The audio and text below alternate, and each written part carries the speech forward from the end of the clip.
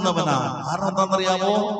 ക്രിസ്ത്യാനികളെ ഇല്ലാതാക്കുവാൻ പദ്ധതിയിടുന്ന മണ്ഡലങ്ങളുടെ മധ്യത്തിൽ പെന്തക്കോസ്ത് നാൾ വന്നപ്പോൾ അവരെ സ്വർഗ്ഗത്തിലെ ദൈവം ഉറപ്പിക്കുവാനിടയായി തീർന്നു. ഹല്ലേലൂയ. ഒരു വലിയ വാഗ്ദത്തമാണ് പെന്തക്കോസ്ത് നാളിൽ വെളിപ്പെട്ടു വന്നത്. ഓ ഹല്ലേലൂയ.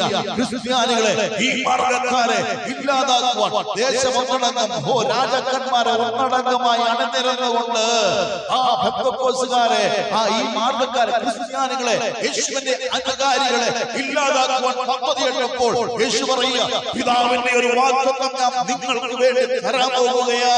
എന്നോട് കേട്ട പിതാവിന്റെ വാഗ്ദത്തത്തിന് വേണ്ടി നിങ്ങൾ കാത്തിരിക്കണം.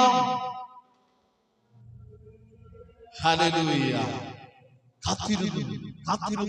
മർക്കോസിന്റെ മാളിക മുറിയിൽ കാത്തിരുന്നപ്പോൾ 2-ാം അധ്യായം 2-ാമായി പെട്ടെന്ന് കൊടിയ കാറ്റടിക്കുന്നത് പോലെ ആകാശത്തിൽ നിന്ന് മുഴക്കമുണ്ടായി.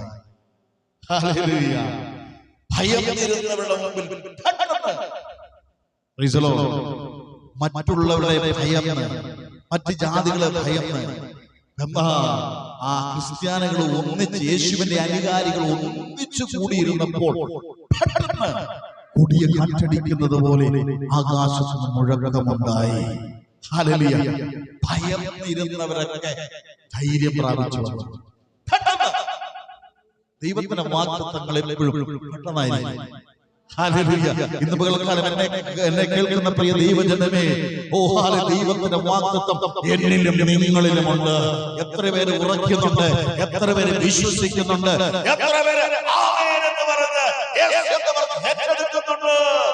എന്നിലും നിങ്ങളിലും ദൈവം വാഗ്ദത്തങ്ങൾ ഒളിപ്പിച്ചു വെച്ചിട്ടുണ്ട്. നമുക്കത് കാണാൻ കഴിയത്തില്ല. എന്നാൽ ദൈവത്തിന്റെ വാഗ്ദത്തമുള്ള പ്രിയ ദൈവമക്കളെ, പെട്ടെന്ന് വാഗ്ദത്തം ഒരു സുപ്രഭാതത്തിൽ വെളിപ്പെട്ട് വരും. പിതാവിന്റെ വാഗ്ദത്തത്തിന് വേണ്ടി കാത്തിരിക്കാൻ പറഞ്ഞു.